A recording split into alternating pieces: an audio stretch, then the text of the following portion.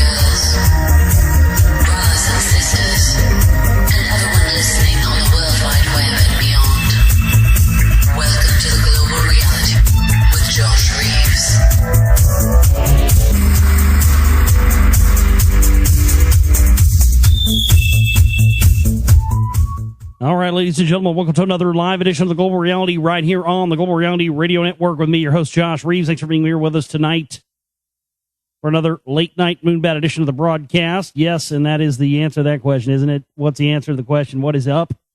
Us. Yes, Moonbats. Fucking flapping those goddamn wings. Yes, indeed. Glad you're all here. Good to be with you tonight. It's Thursday, April 19th, into Friday, April the 20th, 2012. 420, motherfucker! Right? Everybody's blazing it up. International Smoke Out Day. Everybody's going to be getting high simultaneously around the world tomorrow.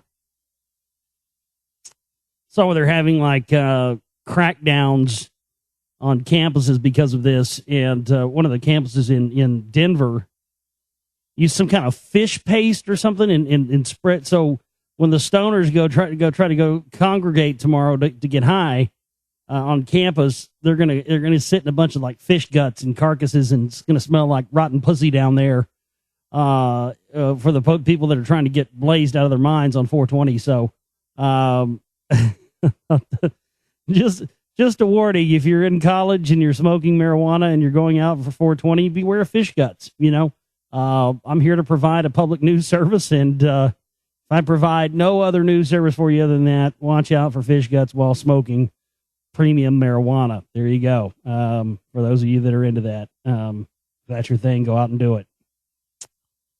Anyway, thanks for being with us here tonight. My website where this broadcast originates from is, of course, theglobalreality.com. That's theglobalreality.com. And up there at my website, you'll find all things pertaining to my work, documentary films, the Secret Right Volume 2, DVD, Blu-ray. You can buy that. Or if there's anybody else that hasn't ordered those. If you haven't gotten yours yet, please send me an email, globalrealityshow@gmail.com, and check up on that. I'm trying to go back through all my orders and get everything caught up on and sent out. So I know there are some of you out there who have ordered and hadn't gotten them yet. Please send me an email. GlobalRealityShow@gmail.com, and I will make sure that gets out in the stack going out this week. So there you go. I hate to have to say this, but over the past few months, I've been trying to do other things so we can make sure that we're able to survive here on a month-to-month basis. And I got to tell you, and still get our work done. I got to tell you, it's been tough lately, and again, yet our listenership continues to rise, and we continue to have a lot of people interested in the work we're doing here, but there's more people that are interested in it, nobody that's interested in trying to help it survive and live and to be able to do its thing.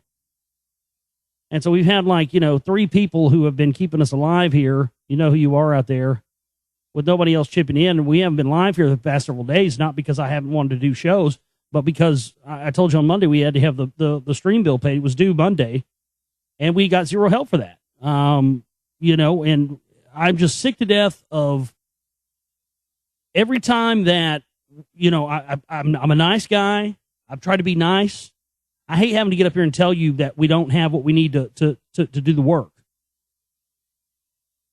Because every time I do, then people go on the videos and they go everywhere. They come in the chat room, they bitch and piss and moan about the fact that I have to tell you we need support to get the work done.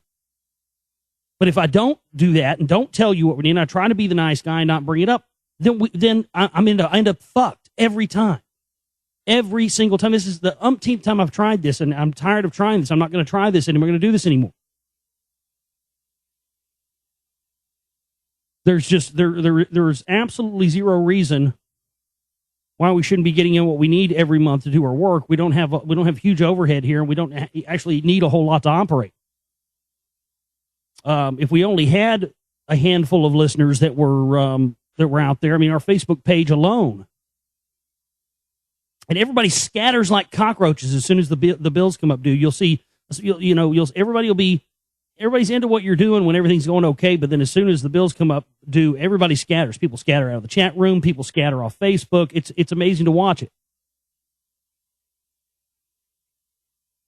So those of you who do support us regularly, don't even listen to what I'm saying right here. But the rest of you,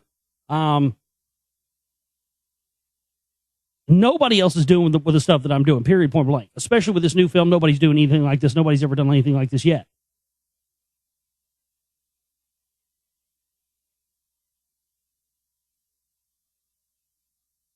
But, when I tell you that, look, we have this goal, we have this set, we have to have this to pay the bills to survive, that means that that's real. That's not a fucking red alert bullshit thing.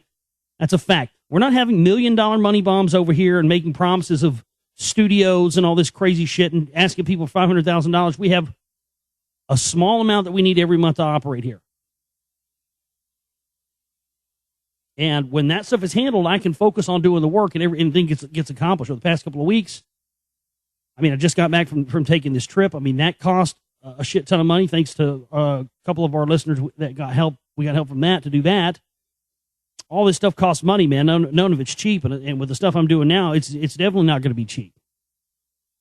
But, I'm sitting over here spending, $5,000 making a movie that I'm going to put out for zero money, which is going to cost me $1,500 more to put out. So all said and done, we're looking at about $7,000 here to put out a movie totally for free that I'm going to make nothing off of, that's going to basically be used to get the money that we need to do the rock wall dig. So any little things that we do get in, everything that we get in goes directly into paying for doing this work, and there is absolutely nothing left over after we even get done with that.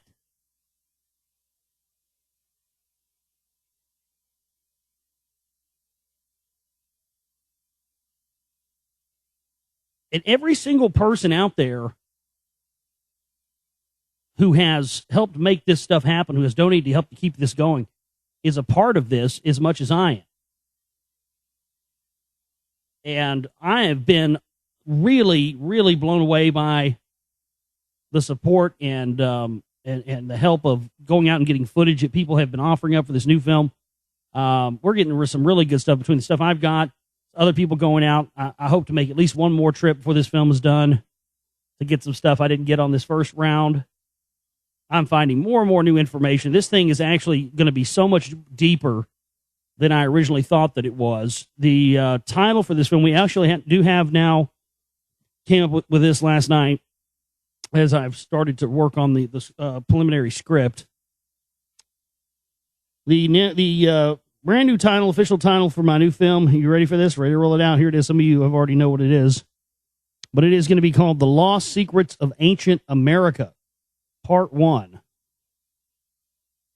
And I might even tack, on the trail of the feathered serpent or something like that on the end of it, But yeah, The Lost Secrets of Ancient America, Part 1. I hope to have a trailer and a pre-sales thing up very soon. We have a chip and banner down there that runs until June for the rest of what we need to get this film done. It's up there. But, I can't thank the people the few people who have been helping us out. Actually, one of our listener who got us a sponsor actually helped out, and it's the only reason we're on the radio right now. So thanks, Michael, for the help on that. But I don't know. I don't know what else to say. If it wasn't for the fact that we have so many people out there listening who just seem to scurry and run off like cockroaches as soon as there's, bills to pay. I mean, it just bothers the shit out of me. And I've seen this happening for so long, and I've seen it happen to me more lately. It makes you feel like fair weather friends, and there's just nothing that makes you feel worse than that. The kind of people that want to come around when things are going well, but when things start to not go so well, they don't want to have anything to do with you. And I've gotten that a whole lot from doing this show, especially more in the terms of the information that I covered here, because all my progressions and everything I've talked about in the course of almost 5 years now doing this radio show has been a natural progression, a natural result of honest to God, 7 day a week, every day of my life dedicated to this research, reading, immersed in it, searching stuff. Doing more research than I ever did. I surpassed the amount of research I did my whole entire school career. I surpassed that about 10 years ago. Not even kidding. I surpassed that about 10 years ago. But there are some people who, this has happened from the very beginning. When I first started on air in 2007, I had just put out my first film, 9/11 New World Rising. And so right when I started on air and I found out about the Council for National Policy stuff and started talking about that, immediately I started having people who had been supporters of mine and had been people who had been, fans of what I was doing from the 9/11 stuff who renounced me altogether and didn't want to have anything to do with me. It said that I would be finished if I kept talking about the stuff I was talking about, and boom, they were wrong, I was right, and I kept pushing forward. That's naturally led me into this. Well, that's kind of not true. That stuff really didn't lead me. In a way, it led me towards looking at the ancient stuff, and especially looking at the bloodlines and the Anunnaki, and even farther back than that, the real origins of humanity. But all that stuff, I got into all that stuff because of researching geopolitical stuff and researching the world system itself. It's a natural progression of my research, but there's been some people who haven't liked that natural progression, and just like people who didn't like when I went from 9/11 stuff to CMP stuff, now there are people who were liked me for talking about the CMP stuff, and people who people who really expected me, and I guess still expect me to get up here every day and rant for 3 hours about Alex Jones, and I'm just not going to do it. In my opinion, the case is shut on Alex Jones. I have no reason to get up here every day. It's not to say that I won't, I still say something about his stupid ass almost every day anyway, but to some people that's not enough. But for me, it's a closed case. For me, I know everything I need to know about that fucker and the people he runs with and the people he's connected to. And to me, it's a closed case. I have I know what he is. I know who he works for, and I know what their plan, their agenda is, and I know what's going on, and I'll continue to expose that and continue to do future films on the secret right. Bet your bottom dollar. I'm not done with that. Don't think for a second I am, but I'm not. But I did have to go into these other areas. I never dreamed that this rock wall thing would lead me towards this whole other avenue of research that is already bringing some new things to the table that I don't think have been brought to the table yet, as far as just how far back different people have been inhabiting this planet, and specifically the United States. And stuff like, who really this all goes back to? The cover up of all these ancient societies and stuff in the United States. This is crazy. This is something I'm finding that I've been researching for the film. Thomas Jefferson is somebody who you always hear praised, right? Thomas Jefferson. He was a founding father, right? He was the real deal or whatever, right? Don't you always see?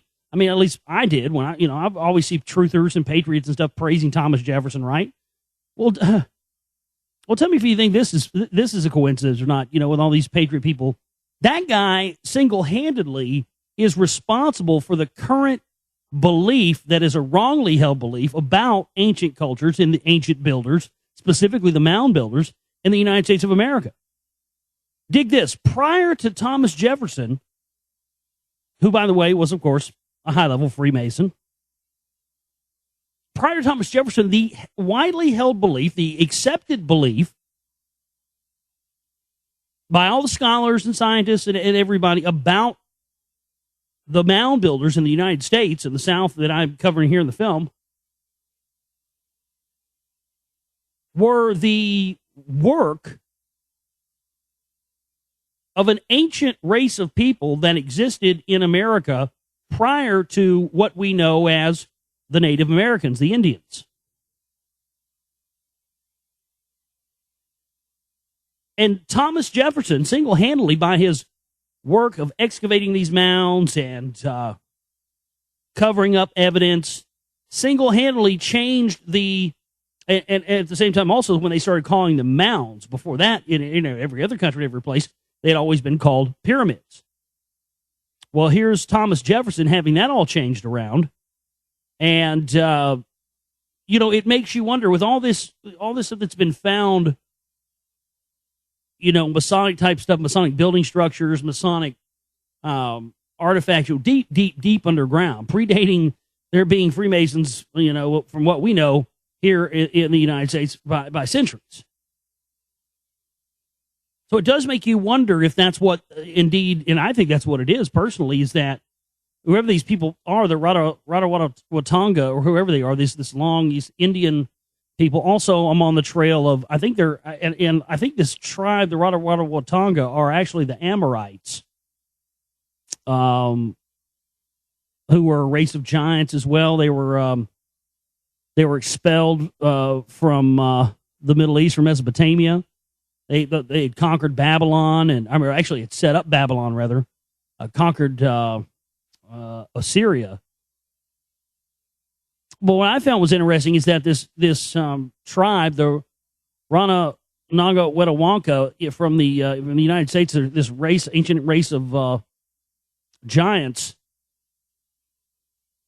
See, it appears that these mound builders were indeed these giants, and that the smaller Native Americans that came along after that venerated these places they had built as being special sacred places, and had even carried on their tradition of the worship of the feathered serpent and that same iconography.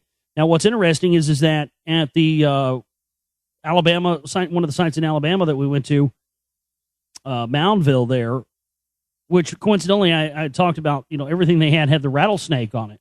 And I had found out since then that the rattlesnake in these Native American symbologies also represent the feathered serpent as well, Quetzalcoatl. And so what was interesting at Moundville was that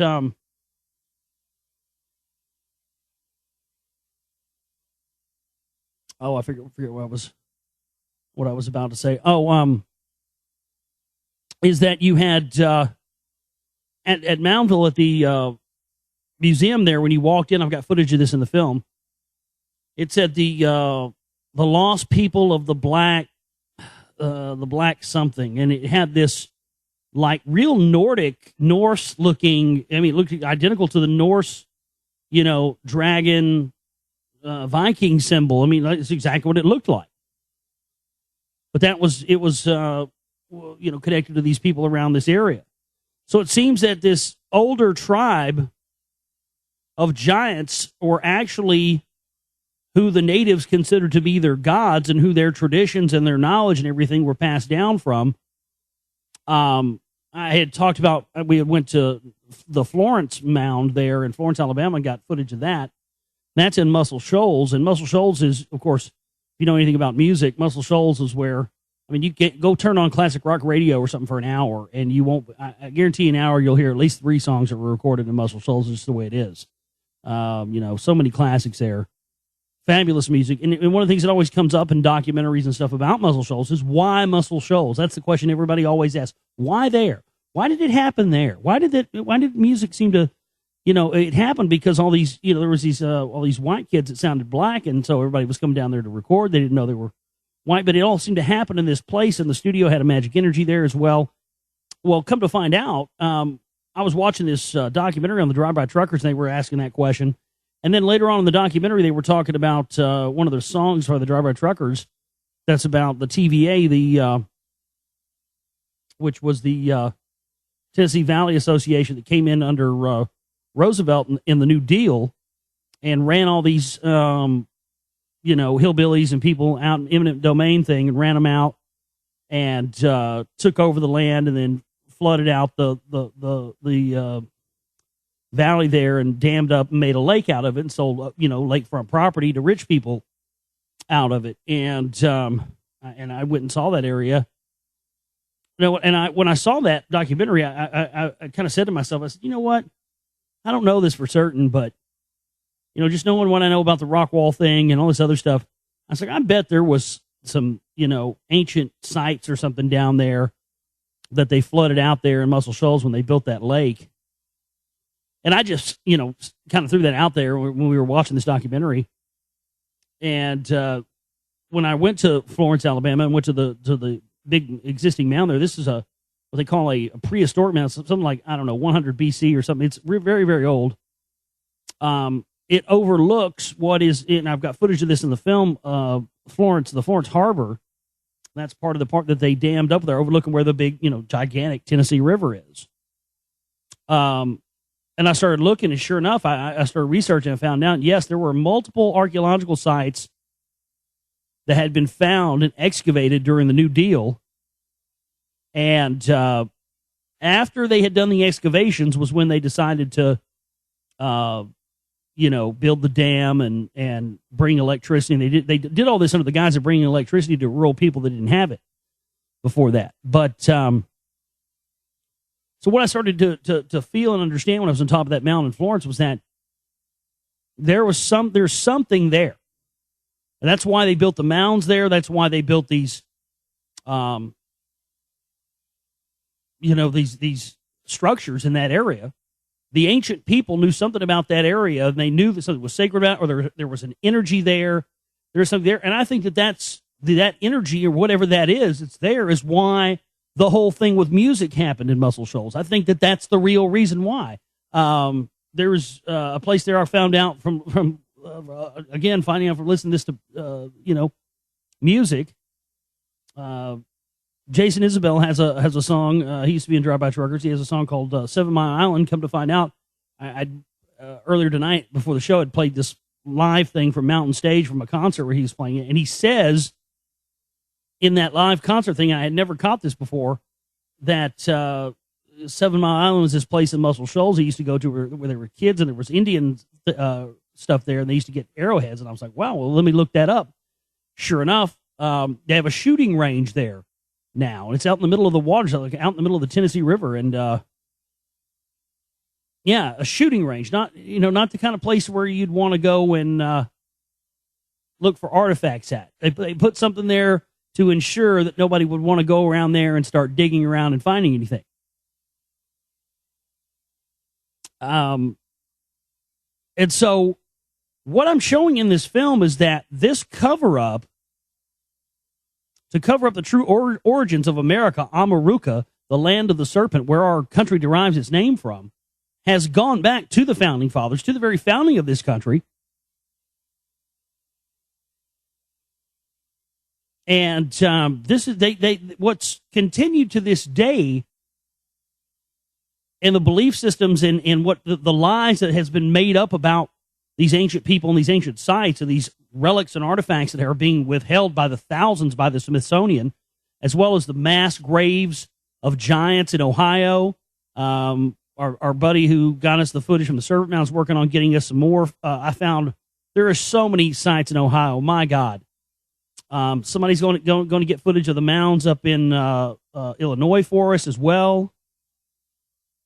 If you live anywhere where there are Indian mound sites, please, by all means, go out and get the footage of them. I can tell you more. There's some big ones in Georgia, like an hour south of Atlanta and Macon. There's some down there I didn't get to go to that I'd love to have some good HD. But make sure if you have get footage on like some, I like it to be at least, you can get a decent HD camera now for like $300. So, and a lot of even the iPhone 4S's have good, but the main thing is camera shake. It's high resolution as you can get it with this little camera shake with wide shots and close-ups and different angles. I mean, any stuff like that would be good. And I'm just really amazed that we've got so many people who are now wanting to go out and get footage. I mean, this is going to really help this film and really make me help me be able to present the research and the information that I'm finding here in a better way. I got to stop. If not, I'm going to give you guys too much away for what's going to be in the film. But I got to tell you one more tidbit, and then I'm done. I'm not going to tell you anymore. But I just, you know what I mean? When you're hot on finding stuff, man, and it's just right on the tip of your mind, you just can't help but get up here and talk about it. I mean, it's just the way it is. But this powerful tribe of giants called the Watonka, it's a huge fucking name. It's got like 16 letters in it. Wet'suwet'en. What's interesting is there's a book entitled Righty Sherwin's Volume 1, which is a book of Old Norse vocabulary. And when you look up the name of that tribe in Norse vocabulary, it says that the name would be appropriate for a group of Norse giants moving into an area of smaller people. The perseverance of their true history in the Old Norse name is confirmed by this translation. So according to the language text of the Norse vocabulary, the Wet'suwet'en tribe were Norse giants. So that would make my thesis of the fact that these smaller Native American tribes, by smaller I mean actual size, not the size of the tribe, the size of the people, smaller meaning not giants. These tribes of regular sized people, these are the people they venerated as their gods. They got their traditions from. Again, that symbol that was in that museum that I've got footage of from Moundville proves that, because it looked just like a Norse symbol. And almost there's been a lot of the mounds they've never excavated. They've never dug into for whatever reason. Now, if we had ground penetrating radar, if I had about $5,000 to buy a ground penetrating radar system, that'd be a different story. Because then I'd just go out and analyze all this shit, take it to somebody who can read the data, and boom. But in every one they've excavated so far in the United States, they've always found multiple giant skeletons in them. And what's interesting is that the Amorites, who also fit sort of the mold as possibly being this Wet'suwet'en tribe, the Amorites were also said to have been in the Sumerian text as a people that they were giants. They were cast out, and they moved west. They just kept going west because they were banished from anything west of banished to any land or west of Mesopotamia. Now, the Sumerian text referred to the Amorites, which also relate to the Canaanites, as being a people without a home, being a nomadic people, and also as being a people who have no burials, meaning their dead are not venerated with a burial. And so what I believe is that these Amorites, who I think also became this Wet'suwet'en tribe that are being identified as Nordics, I believe that in the beginning, these large giants befriended and actually gave knowledge and were in a way gods to the smaller natives that were inhabiting the America at that time. And in some way, because of what they had given the tribes, as far as knowledge of astrology, knowledge of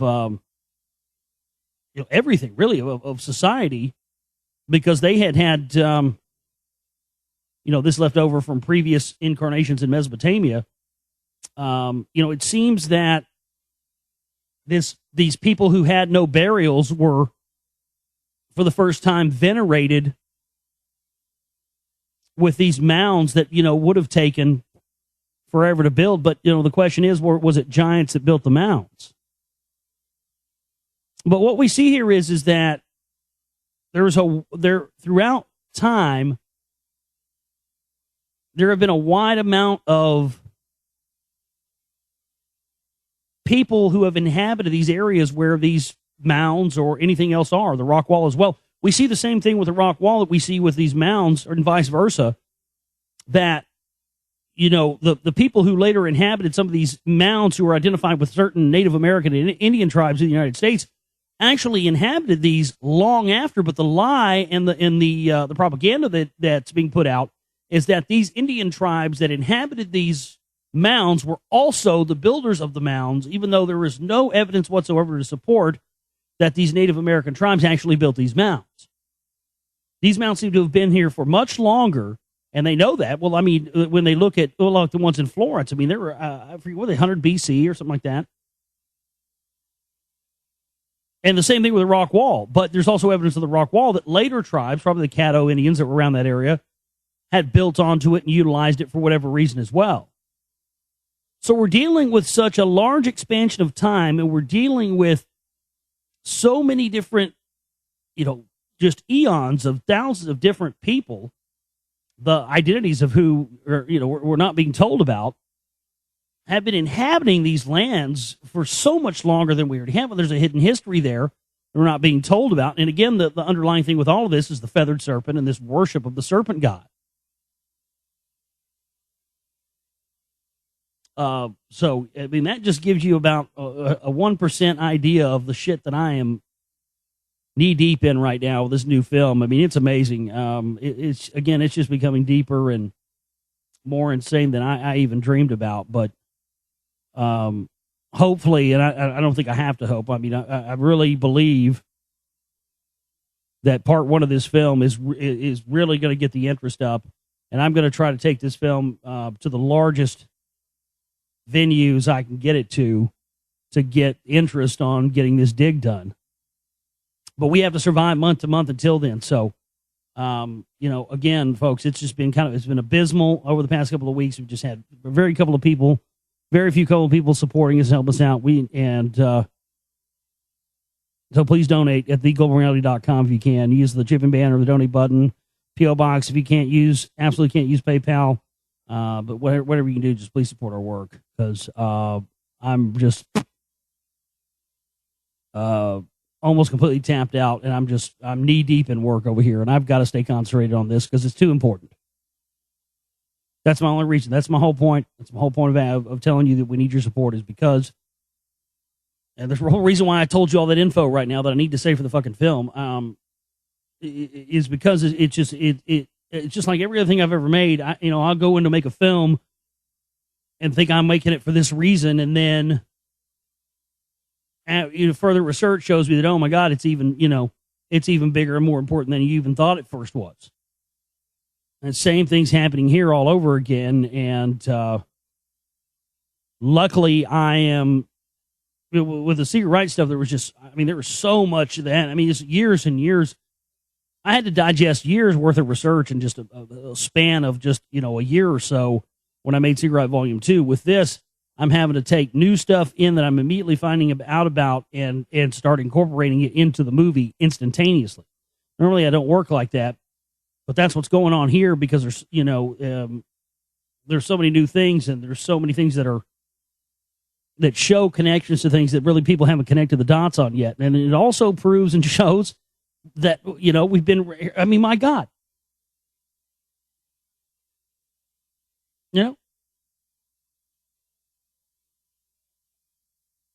Andrew Jackson and the whole thing, man. These Freemasons have been covering this stuff up, these ancient societies, the knowledge of this, they have been covering this stuff up for hundreds of years. And the modern day crop, like CMP guy,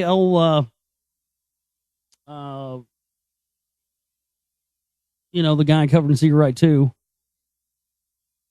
guy who's got his office right across from the rock wall effigy thing there.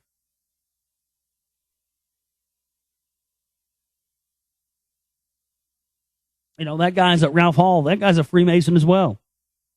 And he's got the 2.5-ton garnet stone from the rock wall with hieroglyphs on it that seem to match some of this Nordic type of writing, similar to the writing that, it's actually not Nordic. It's actually more like Sanskrit. It's very similar to the ancient Elamite, Canaanite language, very close to Hebrew. So that's, again, not only is the information compelling, but intertwined with the information itself and the provable stuff, and then the stuff that we're hoping to find from the rock wall, and of course the artifact found near there that relates to Quetzalcoatl, again, the connection with this feathered serpent that ties all this in together. It's just unbelievable that on top of the information, the stuff we're bringing out that hadn't been brought out before concerning this stuff, we also have, this intertwined cover-up going on within all of this, as per usual. So that's, to me, why it makes it doubly important and doubly worthy of your support. So there you go.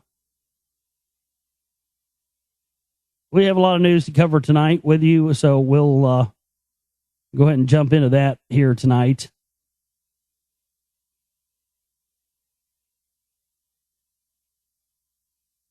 Let's see. Some of this stuff I've got to cover tonight. I wanted to cover three days ago. So, look, you're just going to have to fucking grin and bear it if I cover shit that you already heard about 3 days ago, because I haven't been on air for 3 days. So, but I have been wanting to talk about this all week. This broke like right after the end of the show Monday night. Mount Popocatépetl. I bet a lot of you didn't even know how to pronounce that correctly. I, however, do. Popocatépetl. I know how to pronounce it correctly only for one reason, because I know exactly what that motherfucker is. I don't know if people really realize how significant this is, but I really haven't seen anything yet here in 2012 that made me that put my antenna up and made me kind of raise up and pay attention, like something may be coming. But folks, if you don't know, Mount Popocatépetl is in Mexico. It's about 95 miles east of Mexico City. Most of the time, it's a dormant volcano. But for years, there have been video footage, pictures, still pictures, all kinds of stuff of UFOs, craft, all kinds of stuff flying all around this thing. Now, right in the foothills of Mount Popocatépetl is none other than, of course, the Temple of Quetzalcoatl. And that's how, what's interesting about that is that these mound sites and stuff in the United States, the scientific community will tell us that these are, relatively not that old. But the fact of the matter is they're way, way older, just like the rock wall, way, way older than they're telling us. And these structures actually predate the Mayan style of building that we see in South America and in Mexico, but are pretty much one of the same culture, even though they'll tell us that that's not true either. The after the fall of Aztlan, in some of these civilizations in Atlantis and stuff in the United States, those people migrated south. And after another appearance by Quetzalcoatl, they then all of a sudden had, better building abilities and abilities to build all these fantastic temples. Well, local legend around Mount Popocatépetl, where the Temple of Quetzalcoatl is that at some point in the past, I don't know exactly when, thousands of people witnessed Quetzalcoatl, the feathered serpent, flying on a Virmana. You don't know what a Virmana is, the craft that are talked about, flying saucers in the Bhagavad Gita, ancient Hindu text. Quetzalcoatl was seen flying on one of these Virmanas into the center of Mount Popocatépetl, claiming that one day he would return. Now, there's been lots of speculation that inside Mount Popocatépetl, there's actually a portal, one of many portals located on Earth that is some sort of intergalactic subway station that you can jump great distances across. This is why there's been such great interest and why there's been so many UFOs around Mount Popocatépetl, is because it's some sort of Stargate where they can travel, or some sort of jump system where they can travel from one area to another. Now, it's interesting that UFOs would be seen flying around there. That would make sense if it was some sort of portal. It would make sense with my theories about these messianic deities and why these different temples were aligned to they're not always all aligned to the same star systems. Many of them are aligned to different ones, because each one of those alignments has to do with jumping, or them being associated to that specific area. And it's interesting that Quetzalcoatl is related to Venus. I don't know where if it's like this where you live. If you go outside right now, Venus is fucking on fire, man. I mean, it looks like the goddamn mothership or something. It's huge. And so the activity of Mount Popocatépetl in Mexico, and this eruption, especially here in 2012, is actually, as many people believe, supposed to signify the coming return of Quetzalcoatl. Boy, wouldn't that be something?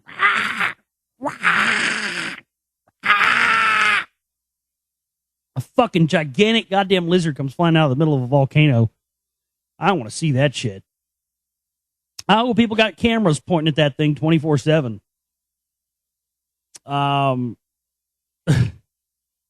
Really, I do, because you never know. But seriously, when I saw this, I was like, "Oh shit! What are the odds?" This thing's starting to fire up in 2012. Uh-oh. We may see the return of the feathered serpent. He's going to unhinge his jaw and eat a fucking gerbil in front of everybody on national TV. Yes. Pay to see that. That's must-see TV right there. And, it kind of made me wonder. I saw this article about... let me see if I can find it here. I got so much goddamn shit piled up for the past 3 or 4 days. I heard about this and it seemed odd to me, and it made me think about the whole Venus thing. A sleepy Air Canada pilot first mistook the planet Venus for an aircraft and then sent his airliner diving toward the Atlantic to prevent an imaginary collision with another plane. And they tried to say that it was sleep deprivation that caused this. I mean, it looks like a plane from my front yard, much less you can imagine that you're up in the air and you're flying, in a straight line. Yeah, it could look like another plane, whether you were lack of sleep or not. So it seemed very odd to me. They were chastising this guy, and there's been all kinds of rumors and shit flying around that what we're actually seeing is not actually the planet Venus, but what we're actually seeing is, some sort of mothership or something, which, I doubt, but still. Let's see. I gotta drop this before I read this. This whole case from the get-go, and of course I covered it and made that Winehouse video and the Breivik thing with the whole ritual that happened there. But now the trial is going on, and it appears that there's just more craziness coming out of this thing. Breivik questioned about Knights Templar group. Of course, that came out originally, some sort of group calling themselves the Knights Templar. There's all these groups, South American, Mexican drug gangs, and some other group. I think that they all actually probably do have inadvertent connections to the higher order groups, but these guys are keeping their mouths shut. But this picture on this This is the picture on that article that I just mentioned there. I want you to double click that picture in the chat room. Take a look at that. That's Breivik there in the middle. Look at who's this guy? Is this the judge? This guy's standing there with his shoulders like, yeah, what's up, motherfucker? You want some of this shit? And then the guy in the back looks like he could be Anders Breivik's twin. And all the pictures they've ever showed of Anders Breivik from the very beginning, I've not seen a picture of him yet where he looks real. Even in the videos, he looks CGI to me. I don't even think he's a real guy. I don't even think this guy really exists. I think they've just concocted this guy out of the clear blue sky, and we're all buying it thinking it's real, and he's just this CGI character. Every time I see a picture or video or something of him, it looks like computer graphics. I don't know if anybody else has noticed that with him, but I hadn't seen a picture of that guy yet where he looks like a real, legit person. An irritated Anders Behring Breivik refused to answer prosecutors' questions Wednesday about the anti-Muslim militant group he claims to belong to, as his trial on terror charges for the massacre of 77 people entered its third day. Prosecutors have said they believe Breivik's so-called Knights Templar group doesn't exist in the way he describes it. That's interesting terminology. Breivik insists it does and said that police just hadn't done a good enough job in uncovering it. It is not in my interest to shed light on details that could lead to arrests, he said. The issue of key importance is determining Breivik's sanity, and whether he's sent to prison or compulsory psychiatric care for the bomb and shooting massacre that shocked Norway on July 22nd. Breivik claims to have carried out the attack on behalf of the organization, which he described in a 1,500-page compendium he posted online before the attacks as a militant nationalist group fighting a Muslim colonization of Europe. Prosecutor Inga Bera Ing pressed the 33-year-old, I love how he's 33, Norwegian about details on the group, its members, and its meetings. Breivik claimed to have met a Serb war hero living in exile during a trip to Liberia in 2002, but he refused to identify him. So yeah, this is things just interesting to watch this whole goddamn charade play out. It's not just Earth that has a decent light show. Scientists capture auroras in the atmosphere above Venus. Now, this is the best indicator that our sun is going through some shit right now, and that all planets in our solar system are and will be affected by this. I mean, they're seeing fucking auroras on planet Uranus. Auroras on Uranus. yeah, auroras on Uranus. Hey, butthead, there's like auroras on Uranus or something. Scientists have captured images of auroras above the planet Uranus for the first time, detected by carefully scheduling observations from the Hubble Space Telescope. The Uranian light show consisted of short-lived, faint, glowing dots, a world of difference from the colorful curtains of light that often ring Earth's poles. In the new observations, researchers detected the luminous spots twice on the day side of Uranus and the side that's visible from Hubble. Previously, the distant aurora had only been measured using instruments on a passing aircraft. Yep, the whole electromagnetic spectrum and frequency of our entire solar system is on the rise. Human-made earthquakes reported in central U.S. The number of earthquakes in the central United States rose spectacularly near where oil and gas drillers disposed of wastewater underground, a process that may have caused geologic faults to slip, U.S. government geologists report. The average number of earthquakes of magnitude 3 or greater in the U.S. mid-continent, an area that includes Arkansas, Colorado, Oklahoma, New Mexico, and Texas, increased to 6 times the 20th century average last year, scientists at the U.S. Geological Survey said in an abstract of their research. The abstract does not explicitly link rising earthquake activity to fracking, known formerly as hydraulic fracturing, that involves pumping water and chemicals into underground rock formations to extract natural gas and oil. But the wastewater generated by fracking and other extraction processes may play a role in causing geologic faults to slip, causing earthquakes, the report suggests. A remarkable increase in the rate of magnitude 3 and greater earthquakes is currently in progress. The authors wrote in a brief work summary to be discussed Wednesday at a San Diego meeting of the Seismological Society of America. Well, the seismicity of rate changes described here are almost certainly man-made. It remains to be determined how they are related to either the changes in extraction methodologies and the rate of oil and gas production. I love how they do this. Like, they'll tell you straight up, oh, well, we have data here that says these earthquakes happening are definitely man-made. Yeah, they're definitely man-made, but we don't have any proof that this has anything to do with that fracking stuff. See, and then the lawyer speak comes in. They do the same thing. They're doing the same thing with the Gulf oil spill still. There was a report that came out yesterday about fish are mysteriously dying around the area where the BP oil spill occurred. Scientists can't determine what might be causing this to happen, blah, blah, blah. So far after the oil spill happened, and not a nary a mention in this article at all about the possibility that it said they have black spots on them and abnormal this, that, and the other. I mean, what about the Corexit? Not a nary a mention of that. Again, it wasn't the oil that did the problem. It was this untested chemical that was designed. And I think whatever is in Corexit was specifically designed to enter into our food chain permanently. Is what I think it was.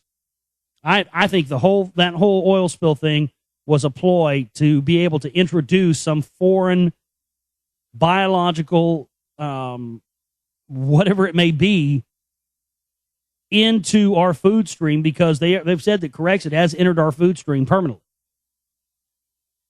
And I think that was the plan from the jump.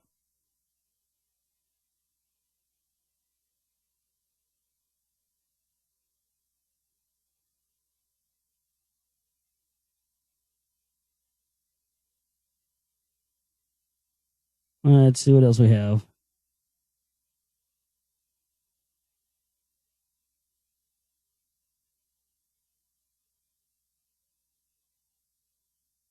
A new company called Planetary Resources held its official launch yesterday, promising a new venture that would merge space exploration and natural resources while adding trillions of dollars to the global GDP.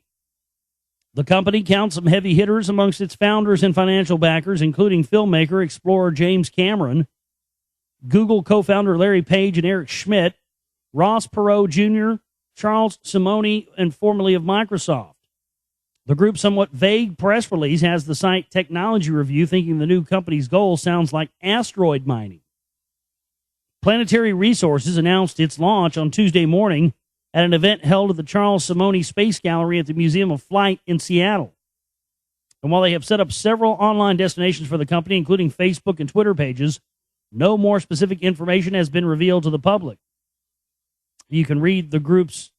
That sounds like the Weyland-Yutani Corporation. Wasn't that always the big multinational corporation in Aliens and in Predator and in Death Race? All those movies? The Charles Simonyi Space Gallery, it kind of sounds like Yutani. I mean, that's what this sounds like. That's what this thing with James Cameron sounds like. They're setting up Weyland-Yutani, dude. Wasn't Cameron involved in some of the Alien movies? Yeah, straight up. The guy's, he's going to become Charles Weyland, isn't he? He's going to make a fucking Ridley, a Ridley-style android out of himself. 500 years from now, you'll be doing business, and fucking James Cameron will walk in and be, holy shit, it's James Cameron. I thought he's been dead for 500 years. I thought he went down with that goddamn horrible movie he did about the boat. Shit, he's back. He's a goddamn android. Fuck. Now, what's up, Jim? Planning on making any more fucking Terminator movies? Jesus. But, I mean, it's really a no-brainer when you think about the heavy hitters involved and the kind of money they're putting into it. Strictly because that's how they're moving. That's what they want the big cats to do. The big cats with the big money like these guys now, everything's going private sector. So they can get around regulations and get around certain things. They don't have to do it under the guise of a government. And meanwhile, everybody gets to make trillions of dollars. Because they passed several treaties and worldwide laws a few years ago about space mining. And the big specific law that they passed is that anything mined from outer space can be brought back to Earth and sold tax-free. Meaning they can bring this stuff back to Earth and sell it. They don't have to pay any money on any of the taxes that they derive from the sales of it. So if you bring back $1 billion worth of materials from some asteroid or a planet or Titan or something, you can put that directly into the market without any sort of money that you make back from it being taxed. So there's no question, there's no doubt, man, that's what these guys are going to do. And, they're going to make trillions. I mean, again, there's James Cameron. Remember in Avatar, they go and what were they going to find unobtainium going on the planets there? James Cameron, there he is. He's the antagonist in all of his own movies, isn't he, in real life?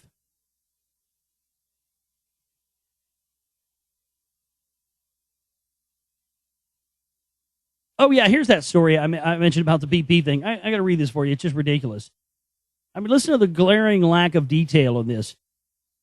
Scientists say fish are sick where BP's oil spill hit. Yeah, really. 2 years after the massive Gulf of Mexico oil spill, scientists say they're finding trouble with sick fish that dwell along offshore reefs and in the deep waters, especially in places where the oil spill hit hardest. We can't figure out why these fish are so sick right here where the oil spill hit the hardest. Gee, really? Fish are dying right where it happened, and we can't figure out why. Have we really gotten that stupid as a species? These guys like to play dumb. These guys aren't idiots. Please. The scientists are unaware what's causing a small percentage of the fish they're catching to have a large open sore and strange black streaks. The biggest question is whether contaminants from the BP spill are causing the problems. For now, scientists can't say for sure if the spill is the cause or if it's normal to find this number of sick fish. What?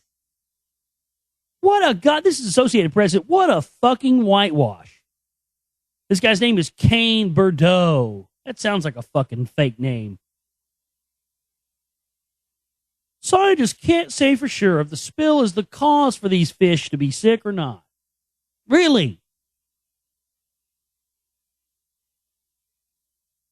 They can't say for sure. Though there's just tons of sick fish right where this oil spill happened, but they can't say for sure if that's the cause of it. No. So that, I mean, again, more of what we already know. The scientific community has gone completely asleep and went asleep a long time ago. And there's nothing scientific about science at all.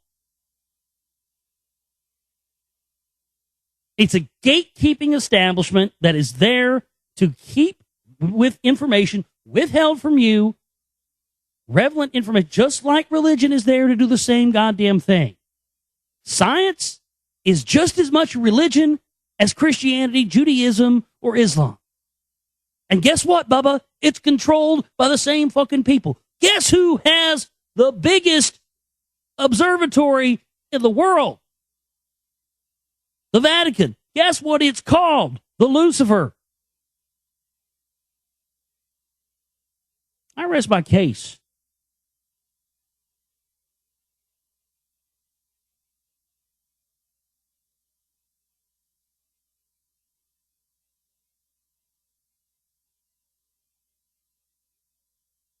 This in my radar up, considering this is in my area here, Dallas-Fort Worth. Law enforcement leaders from 3 North Texas cities were on hand Thursday to accept the donation of new tools to help in their battle against terrorism. The Department of Homeland Security gave police in Dallas, Fort Worth, and Arlington nearly 300 radiation detectors. Now, why do we need radiation detectors here? Dallas Police Chief David Brown said the devices would help with the type of security that is necessary for mass events, and all those require a high level of security. He said, this is getting me worried. Might be time to get the fuck out of Dallas. Might be planning something here. Chief Brown, along with Fort Worth Police Chief Jeffrey Alstad and Arlington Acting Police Chief Will Johnson, attended the event that included $800,000 worth of radiation nuclear detectors that officers can wear like a pager. I mean, you know, who's to say that these things are really radiation detectors? How do we know they're not brown people detectors or, you know, Muslim detectors? Oh, you know, every time you come in fucking, it's like a radar detector. Anytime you get close to a Habib mark, the motherfucker starts going off. Oh, it's a terrorist, it's a terrorist. I went down to get me a coffee down here at the Habib mark. Omar was behind the goddamn counter. My goddamn radiation detector started going off. Goddamn, he's a terrorist. I got hauled his ass in. I mean, seriously, that's how it goes down here in Dallas. Well, yeah, that goddamn sand nigger looked at me wrong. And as soon as he looked at me wrong, when I went to get in there to get my eclair, I knew he was a terrorist. I knew he was with Al Qaeda the first time I ever seen him. Shit, I've been trying to tell them motherfuckers down here. Nobody listens to me. We got Al Qaeda down here everywhere. Shit, I seen one down at the steakhouse the other night. There's Al Qaeda everywhere down here in Dallas, boys. All hiding under your bed. Yeah, they're definitely planning something in Dallas, that's for sure. Been saying that for a while, though.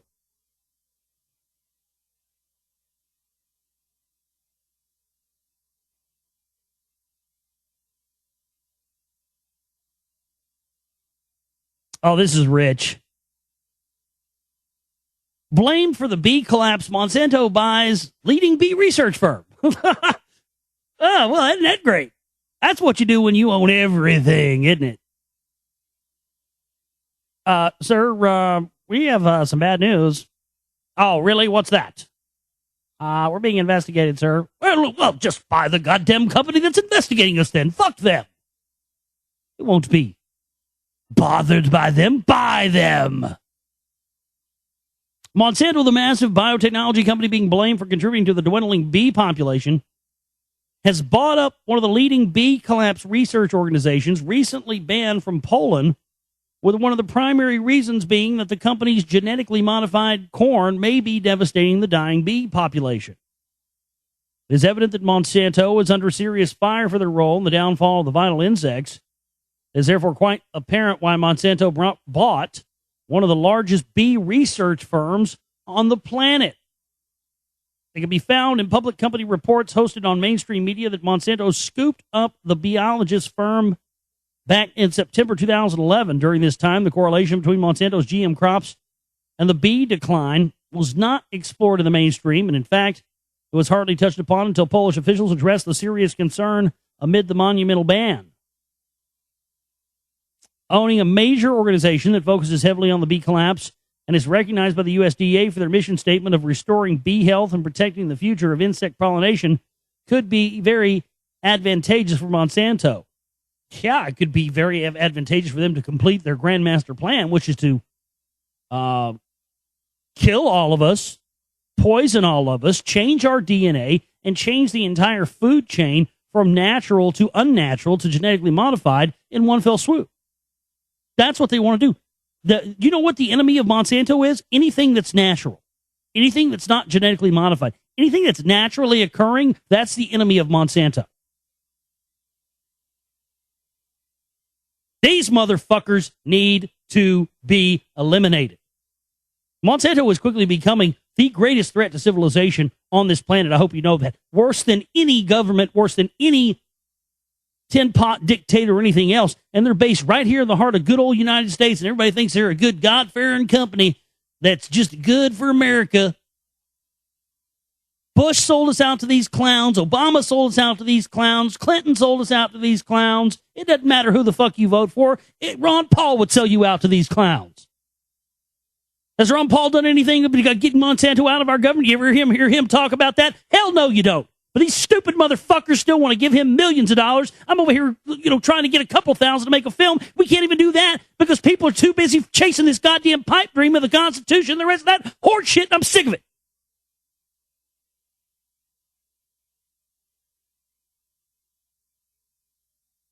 All right, back here with you in the Global Reality, right here on the Global Reality Radio Network with me, your host, Josh Reeves. Thanks for being with us here tonight. for another late night Moonbat edition of the broadcast. If you're listening on an archive later or a YouTube video later or anywhere else, thank you as well for being with us. My website, theglobalreality.com. That's theglobalreality.com. There you'll find all kinds of stuff pertaining to my work up there. You can always email me, globalrealityshow@gmail.com. That's globalrealityshow@gmail.com. If you have questions, topics, suggestions, things you want to get my take on, anything else, globalrealityshow@gmail.com. Up at my website as well, we have the chip and banner there for the bills for the month, for the operating costs. We are almost all the way through this month, and we only have 15% of our goal met. I think next week is basically effectively our fundraising week. So we have the rest of this week and next week to get the rest, and we only have 15%. So the other 85% of our chip and goal met. So in order to be able to do that and stay alive and continue doing our work, we have to meet that goal. And the way we do that is with your help. So please do that. Please visit our sponsor as well. If they get paid, we get paid. Gina Marie's Juice Plus, it's up there under sponsors. We also have the one-time donation button and the monthly subscription, as well as the P.O. box there if you absolutely can't use PayPal. So there you go. Let's finish up with the rest of our news tonight. We'll get into our continued series of reading the astral plane. We had talked about this story, and I promised I'd give you follow-ups. The whole thing sounded odd to me from the get-go, of this JetBlue pilot who had this, meltdown and freaked out, saying that, they were about to. Basically, I think it was some sort of operation. There was about to be a false flag thing going on or something, and this guy busted it up, and now they've scared the shit out of him. And, of course, as would be expected, he's now pled insanity. But, again, this guy is just amazing. This guy's a model pilot, no prior criminal history, no prior mental history, no anything. And all of a sudden, he just snaps and goes insane. Well, there's something about this stunk from the get-go, and it still stinks right now. A JetBlue pilot whose midair meltdown prompted a cross-country flight to make an emergency landing in West Texas last month will plead he was insane at the time of the incident, his lawyer said in a federal court filing on Wednesday. Attorney Dean Roper filed the notice in U.S. District Court in Amarillo, Texas, saying that pilot Clayton Osmond would use an insanity defense. Clayton Osmond. Kind of sounds close to Timothy Osmond, doesn't it? Osmond, 49, was charged earlier this month with interfering in the operations of a flight crew after he allegedly screamed and pounded on the cockpit door, forcing a March 27th flight from New York to Las Vegas to land in Amarillo.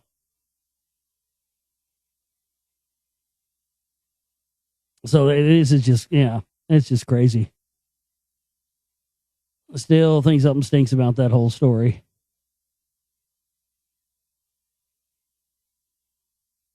Another story in my backyard. Smokers need not apply. At least that is what one U.S. city is considering implementing. In an unprecedented move, the city of Fort Worth, Texas, is deliberating banning the hiring of smokers. The radical idea, which was the brainchild of a city worker, is being proposed as a cost-cutting method that could potentially save millions. And again, this is another way for them to take your rights while you're in the midst of doing something that is technically legal for you to do within your rights to do.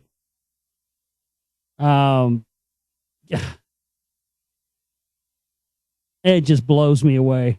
Just make the cigarettes illegal then. No, can't do that. No, too much money involved in it.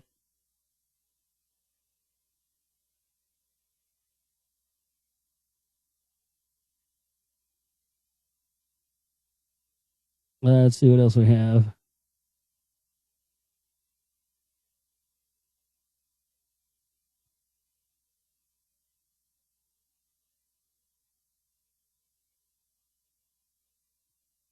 It's nice to see this made the national news. Again, there's so much happening, I guess, right where I live.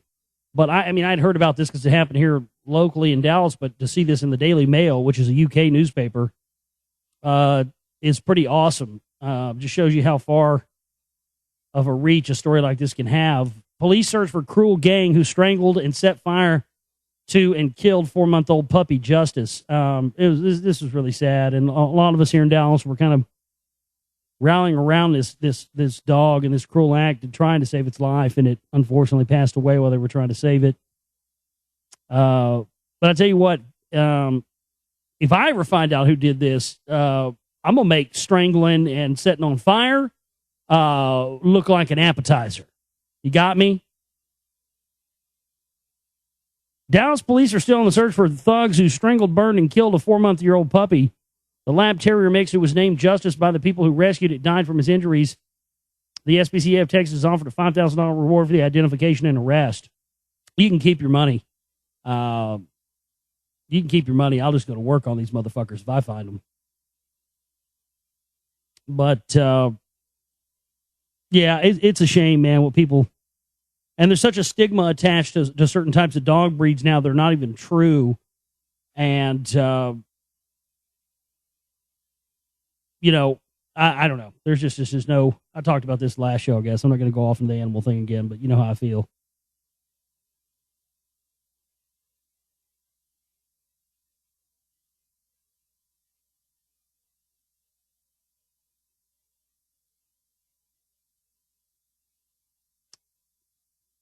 Let's see what else we have. Oh, this is rich right here. That's just natural selection. A Kentucky man was cuffed this week after he allegedly siphoned gas from a police car and posted a photo of his crime on Facebook. You steal gas from a police car, take pictures and have evidence of it, flip the bird, and then put it on Facebook, and then wonder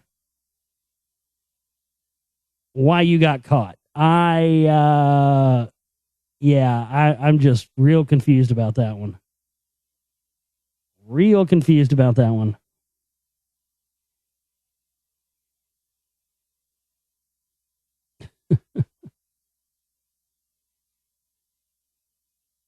That's just natural selection, though. Just weed that one right out. Hey, are you worried about your computer security? I mean, are you somebody who sits around, 24 hours a day screaming at your antivirus? Not on my watch. Why not move your music and pictures to the bunker? Oh, okay. Well, I think I'm going to move the whole studio to the bunker. We'll just broadcast live from the bunker. We are hermetically sealed and protected 24 hours a day from nuclear explosion, zombie holocaust, vagina, or anything else that may come our way. The barbed wire and attack dogs surrounding the bunker's underground vaults leave no one in doubt that this is a seriously secure data center. The underground computer banks used to store cloud information such as music, email, and pictures, but the bunker is more secure than most. Proof against nuclear, biological, and chemical attack. Not only are its buildings hardened against EMP, the electromagnetic pulses released by nuclear blasts, it has generators that can keep it going for 3 months after civilization collapses. The bunker was originally set up during the Cold War as a radar facility to protect British airspace against potential attacks from the Eastern Bloc. Website Humans Invent visited the facility, now providing ultra-secure data storage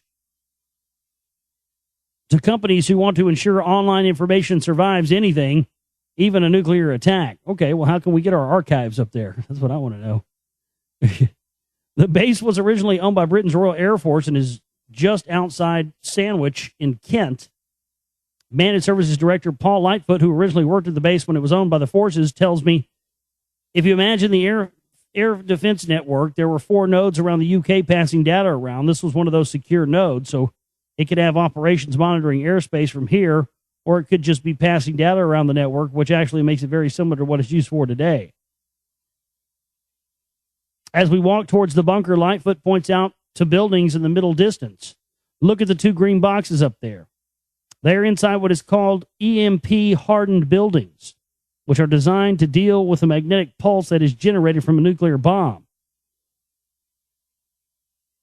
So, yeah, everybody who watched Fight Club and thought you were going to go be some revolutionary and blow up the credit card companies so you can reset everybody back to zero. Nah, they got contingencies, motherfucker. Shit, you think you get out of that shit that easy? Hell no. Just like motherfuckers at Y2K, dude. That's all I got to say. Motherfuckers, when Y2K happened, I maxed my credit cards out. Fuck it. You went back to work on Monday after fucking New Year's Eve. Oh, man, I'm fucked. Maxed all my credit cards out. No. Zombie apocalypse, nuclear holocaust, the return of Quetzalcoatl, Nibiru, locust, plagues, the Stay Puft Marshmallow Man, hologram Tupacs. It doesn't matter. You're going to be a debt slave the rest of your life and get used to it. That's just the way it is.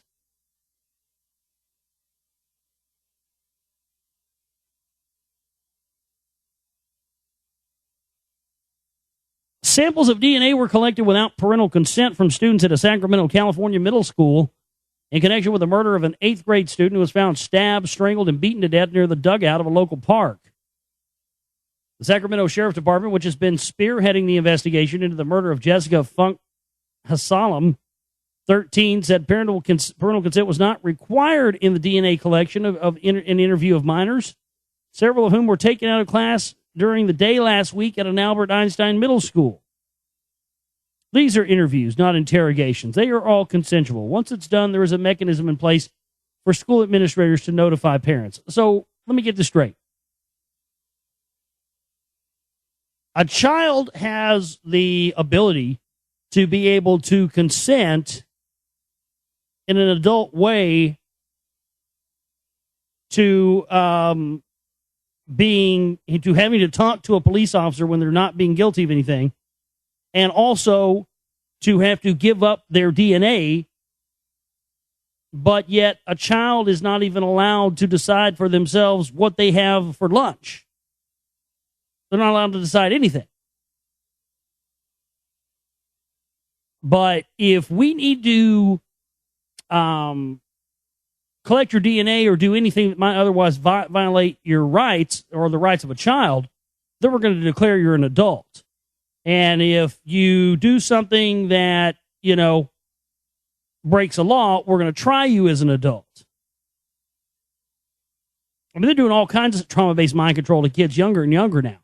Putting kids in handcuffs in kindergarten and making them shit themselves. Doing, live drills where they come in and act like they blow the teacher's head off. I mean, I can't tell you how many stories I've read about. They literally do this. They come in and they act like terrorists and they hold the class up and then they blow the teacher's head off in front of the class, and kids are fucking shitting themselves and pissing themselves and passing out and fainting. They go, oh, it's just a terrorist drill. Never mind.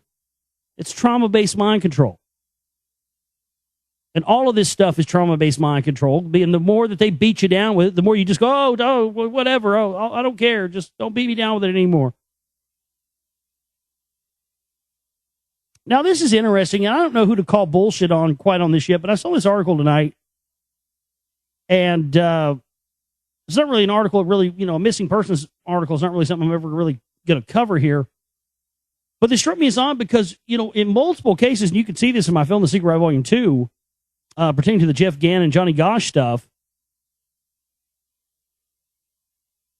There are multiple examples of TV documentaries, firsthand accounts of the family members of Johnny Gosch, John and Noreen Gosch. Johnny Gosch's father, in a video clip in The Secret Volume 2, says, and I've found this in multiple, it says this everywhere you go and look it up, that Johnny Gosch was the first child ever put on a milk carton, the first missing child. But now they're reinvesting investigating a cold case from 1979, which would have been well before the Johnny Gosch case thing happened. And they're saying that this child was the first child to have his picture printed on a milk carton. So who's right and who's wrong? Well, if this happened before the Johnny Gosch thing, I'd say that this one is. But how come if that's the case, if this happened before the Johnny Gosch thing, because this happened in 79, Johnny Gosch thing didn't happen to what, 83, 84? Something like that. So why would they lie and make up this story about Johnny Gosch? Because again, they've always wanted to draw attention to that was a huge psychological operation there, the whole thing surrounding the Johnny Gosch thing. The stench of death detected by a police dog led to a police investigating a New York City basement on Thursday, where they were searching for the remains of a missing boy who disappeared more than 3 decades ago. Eaton Patz was 6 years old when he went missing after leaving his home in New York's Soho neighborhood on his way to school on May 25th, 1979. He was the first missing child to have his picture printed on milk cartons. So somebody's telling the truth, and somebody's telling the truth, I guess, and somebody's lying. I just wonder what the tactical advantage is to claiming your child was the first on the milk carton when he wasn't. I think it's a part of the ongoing psyop surrounding that whole thing.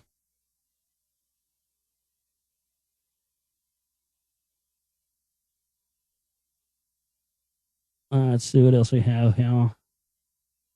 Book claims JFK's mistress was assassinated by the CIA because she knew too much about his assassination. Well, hadn't we known that for years? Which one are you talking about? You talking about Marilyn? I mean, supposedly they off Marilyn Monroe. Oh, they're talking about Mary Pinchot Meyer, but supposedly Marilyn Monroe knew all about a bunch of alien stuff. That's why they whacked her. The suspicious death of one of President John F. Kennedy's mistresses just months after his death has sparked numerous conspiracy theories. The latest version posits that socialite Mary Pinchot Meyer, a beautiful divorcee who was close friends with the Kennedys and is widely known for having a lengthy affair with a Playboy president, was shot in a cover-up operation by the CIA. Well, that's nice information to come out. I mean, because, you tell people, there ain't no CIA ain't been involved in no cover-ups, and they don't just kill regular citizens for no reason. They get caught, and everybody in the world would hate them. Bullshit, dude. They whack people all the time. They always have. And now they come out with it. Oh, yeah, CIA whacked JFK's mistress. Whatever. It's a long time ago. Who cares? Forget about it. Yeah, it's no big deal. Yeah, we'll just admit to it now. Yeah, CIA, yep. It's absolutely true, yeah. Yep, and we did that. Yeah, we did. But then you tell them, the CIA didn't really catch Bin Laden, or they didn't really catch Bin Laden. They thought that's a conspiracy theory. 20 years from now, we thought out Bin Laden. We had him on ice for years, and we just did that so the sorry-ass president at the time, Barack Obama, could look like he was, doing a good job. Oh, well, yep. I always knew that. You always knew that. You didn't always fucking know that.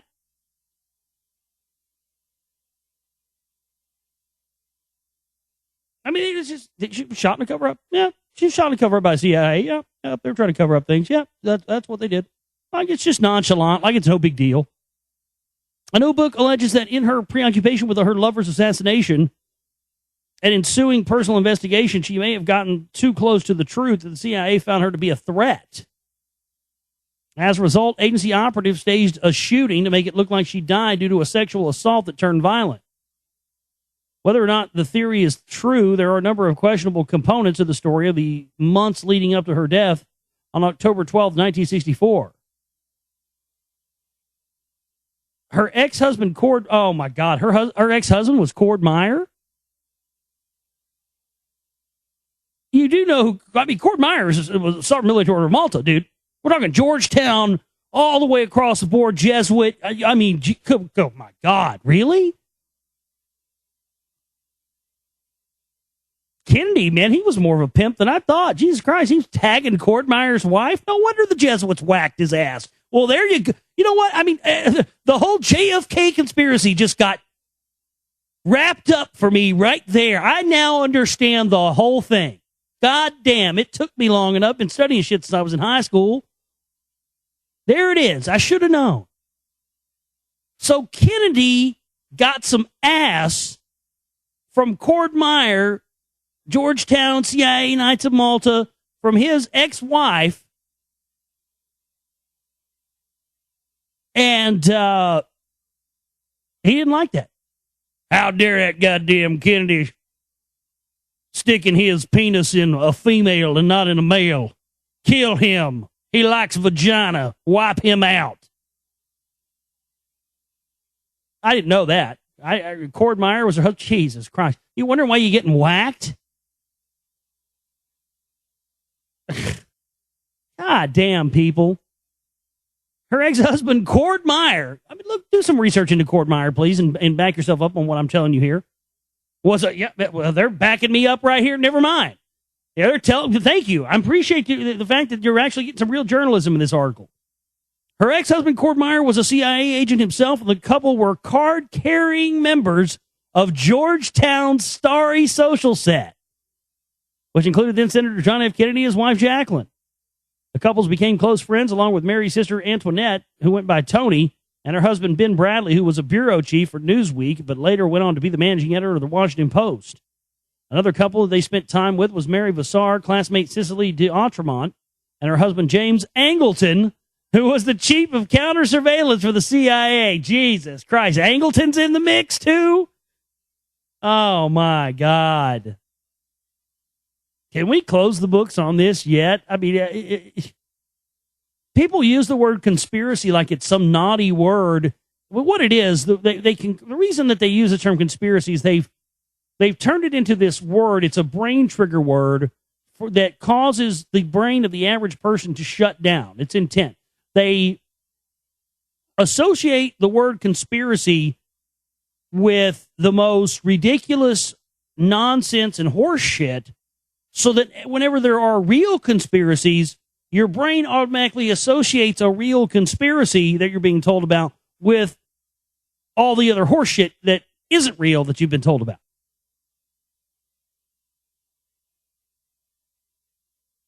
So that, I should have known, all the stuff that's been said about the Kennedy assassination, all the stuff, they killed him for this reason. Oh, it was this. No, man, they killed him because he was fucking everybody.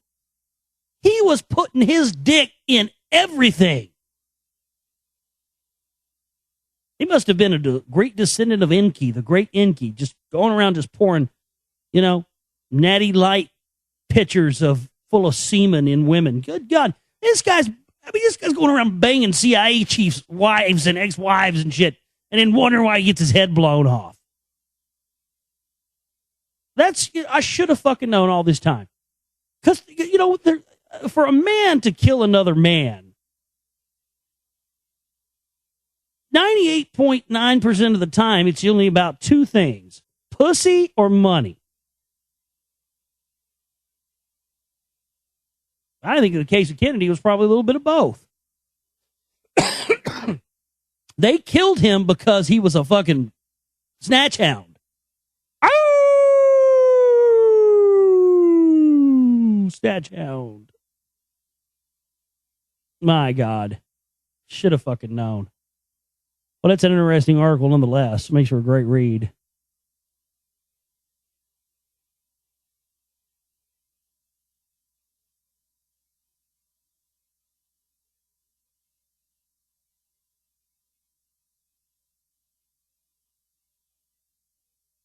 Shit, yet another Kennedy article. I didn't realize that. I know we had two.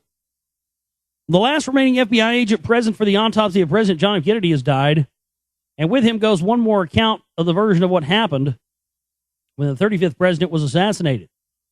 James Siebert was 93 years old when he died 2 weeks ago, but he is undoubtedly going to live on in history as one of the people that helped promote the conspiracy theories that followed the president's death that continue to this day. In interviews following his retirement from the FBI, Mr. Siebert publicly said that he didn't buy the single bullet story, which was what the government investigation concluded as fact. The shooting death of President Kennedy on November 22nd, 1963, while he was riding in an open-top convertible along a parade route in Dallas. Because of the hurried pace of the investigation, the quick vigilante murder of the lone suspect, and conflicting reports of who knew what have spawned an underlying slew of conspiracy theories. This is bad writing. No, those words did not go together to make sense. Mr. Kennedy was shot by a long list of people other than Lee Harvey Oswald, the man officially thought to have acted alone. Though Mr. Siebert was a Secret Service agent, he was not on hand with the crew in Dallas who were witnesses to the actual event. Instead, he was one of the few present for the autopsy of the president's body after it was flown back to Washington, D.C. later that day. The autopsy reports say that he had been shot twice, once in the back and once in the back of the head.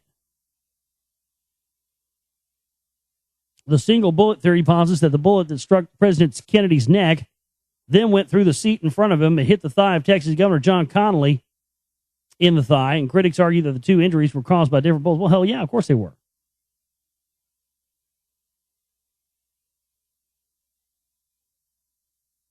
Critics argue that the two injuries were caused by two different bullets, whereas the Warren Commission, the official government investigation into the incident, deemed it was a single bullet that caused both injuries. The shot to the back of the head was had an unexpectedly large area of damage.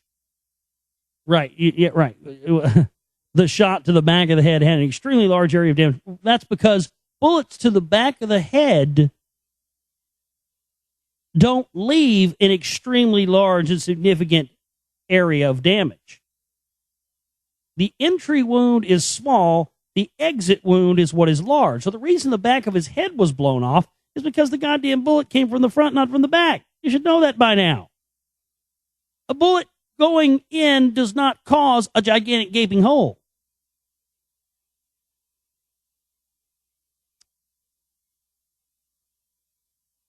A large area of damage with several significant pieces of his skull flew off immediately after the shot. The damage was so great that the First Lady Jacqueline Kennedy tried climbing out of the back of the convertible to retrieve the portion of her husband's brains and skull that had been blown off. Mr. Siebert, who died on April 6 due to complications from a hospital fall, was one of the 36 people present for the autopsy. He is far from a conspiracy theorist on this issue, as the single bullet theory, or as critics call it, the magic bullet theory, depends a great deal on specific calculations of the speed of the bullet and how much resistance it would have encountered after going through the president's back and exiting his neck. So, yet again, and one day, here's the thing. We all know what happened. We all know the real truth. These fuckers can hide this all they want. Doesn't change. We know what happened. We know what went down there. Somebody got their head blown off because they like pussy too much. Period. End of story. Wrap it up. Put a bow on it. It's over. Kennedy case is closed.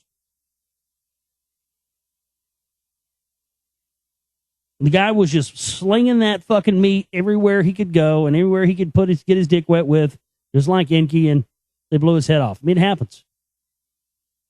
Lesson learned here, keep your dick in your pants, at least as much as you can.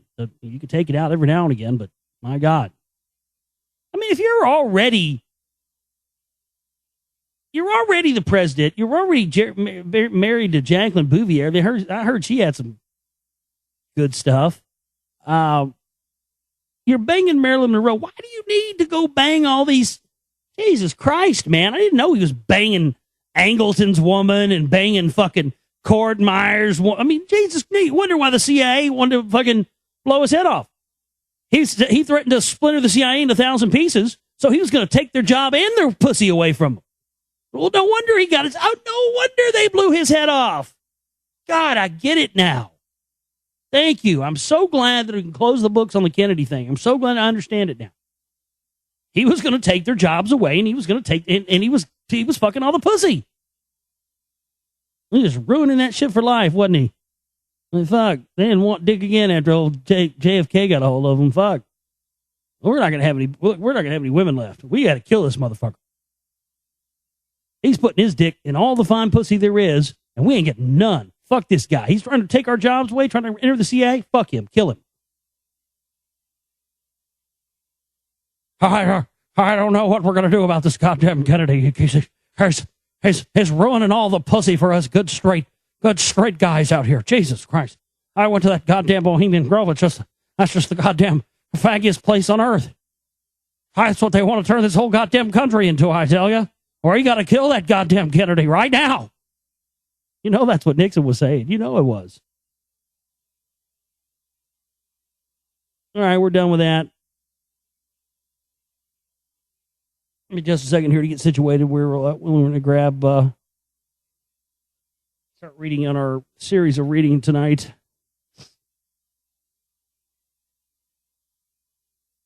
It's an interesting reading because it really doesn't have any real easy stopping points. You know what I mean?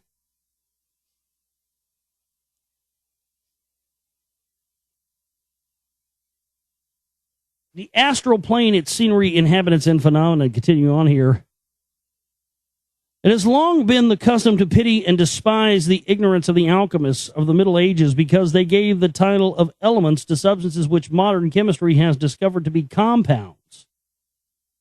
But in speaking of them thus slightingly, we have done them great injustice, for their knowledge on this subject was really wider, not narrower, than ours. They may or may not have cataloged all the 60 or 70 substances which we now call elements, but they certainly did not apply that name to them. For their occult studies had taught them that in that sense of the word, there was but one element, Akasha itself. Is that like Akasha is kind of like the Akashic records? Of which these and all other forms of matter were but modifications. A truth which some of the greatest chemists of the present day are just beginning to suspect. The fact is that in this particular case, our despised forefathers' analysis went several steps deeper than our own. They understood and were able to observe the ether, which modern science can only postulate as a necessity for its theories. They were aware that it consists of physical matter in 4 entirely distinct states above the gaseous, a fact which has not yet been rediscovered.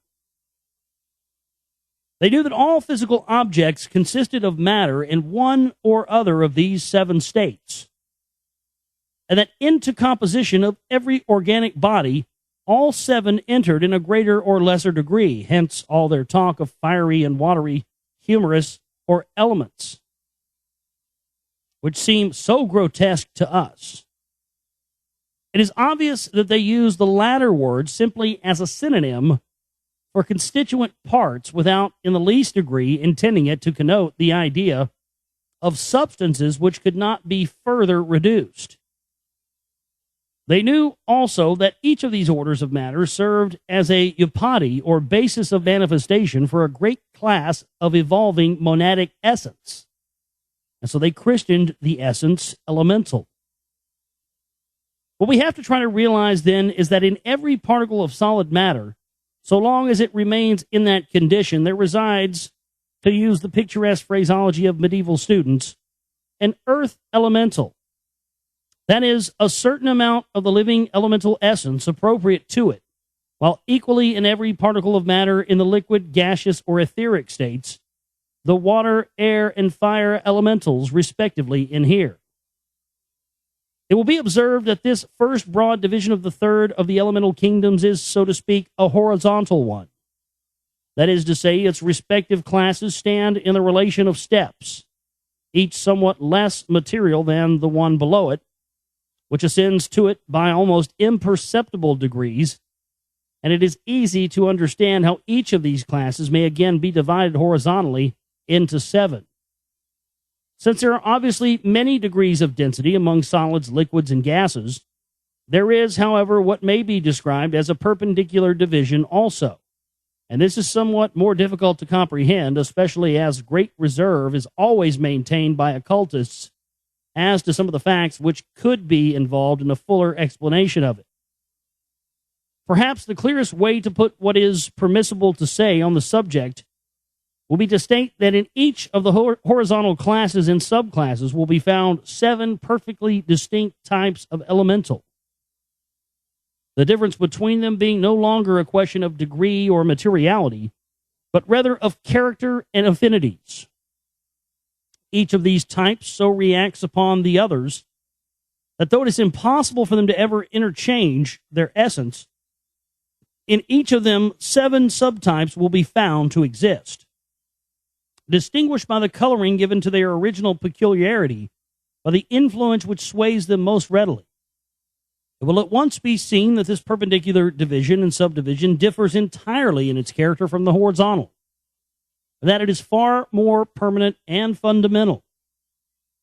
For while it is the evolution of the elemental kingdom to pass without almost infinite slowness through its various horizontal classes and subclasses in succession, and thus to belong to all of them in turn, this is not so with regard to the types and subtypes which remain unchangeable all the way through. A point which must never be lost sight of in endeavoring to understand this elemental evolution is that it is taking place on what is sometimes called the downward curve of the arc. That is to say, it is progressing towards the complete entanglement in matter, which we witness in the mineral kingdom, instead of away from it, as is most other evolution of which we know anything, and this fact sometimes gives it a curiously inverted appearance in our eyes until we thoroughly grasp its object. In spite of these manifold subdivisions, there are certain properties which are possessed in common by all varieties of this strange living essence. But even these are so entirely different from any with which we are familiar on the physical plane that it is exceedingly difficult to explain them to those who cannot themselves see it in action. Let it be premised, then, that when any portion of this essence remains for a few moments entirely unaffected by any outside influence, a condition, by the way, which is hardly ever recognized, it is absolutely without any definite form of its own, though even then its motion is rapid and ceaseless. But on the slightest disturbance, set up perhaps by some passing thought current, it flashes into a bewildering confusion of restless, ever-changing shapes, which form, rush about, and disappear with the rapidity of the bubbles on the surface of boiling water. These effervescent shapes, though generally those of living creatures of some sort, human or otherwise, no more express the existence of separate entities in the essence than do the equally changeful and multiform waves raised in a few moments on a previously smooth lake by a sudden squall. They seem to be mere reflections from the vast storehouse of the astral light. Yet they have usually a certain appropriateness to the character of the thought stream which calls them into existence, though nearly always with some grotesque distortion, some terrifying or unpleasant aspect about them. A question naturally arises in the mind here as to what intelligence it is that is exerted in the selection of an appropriate shape or its distortion when selected. We are not dealing with a more powerful and longer-lived artificial elemental created by a strong, definite thought, but simply with a result produced by the stream of half-conscious, involuntary thoughts which the majority of mankind allow to flow idly through their brains, so that the intelligence is obviously not derived from the mind of the thinker. And we certainly cannot credit the elemental essence itself, which belongs to a kingdom further from individualization even than the mineral, with any sort of awakening of the monastic quality. Yet it does possess a marvelous adaptability, which often seems to come very near it. And it is no doubt this property that caused elementals to be described in one of our early books as the semi-intelligent creatures of the astral light. We shall find further evidence of this power when we come to consider the case of the artificial class. When we read of a good or evil elemental, it must always be either an artificial entity or one of the many varieties of nature spirits that is meant for the elemental kingdoms proper do not admit any such conceptions as good and evil. That didn't make any sense. I'll read it again, word for word. When we read of a good or evil elemental, it must always be either an artificial entity or one of the many varieties of nature spirits that is meant for the elemental kingdoms proper do not admit of any such conceptions as good and evil. That makes no sense.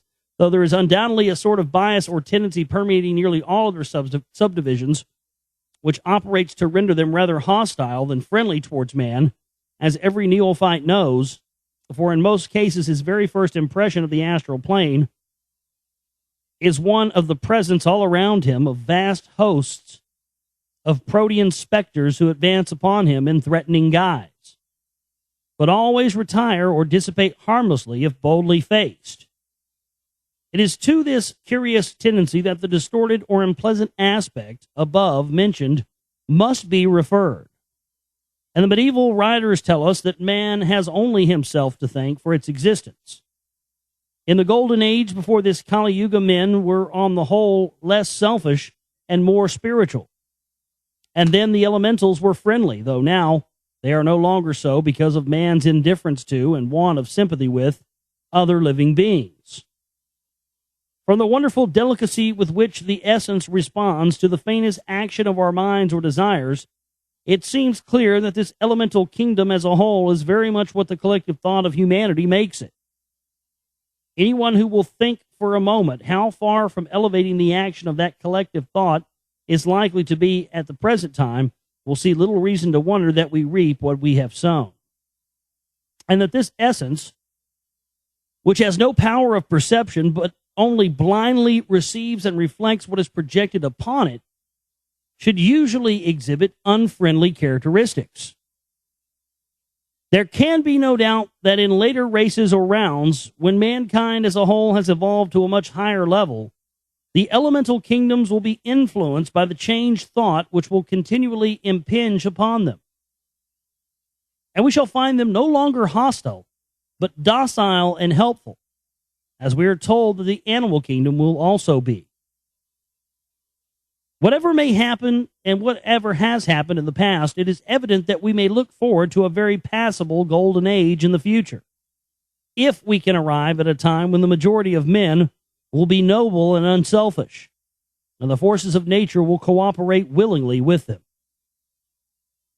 The fact that we are so readily able to influence the elemental kingdoms at once shows us that we have a responsibility towards them for the manner in which we use that influence. Indeed, when we consider the conditions under which they exist, it is obvious that the effect produced upon them by the thoughts and desires of all intelligent creatures inhabiting the same world with them must have been calculated upon in the scheme of our system as a factor in their evolution. In spite of the consistent teaching of all the great religions, the mass of mankind is still utterly regardless of its responsibility on the thought plane.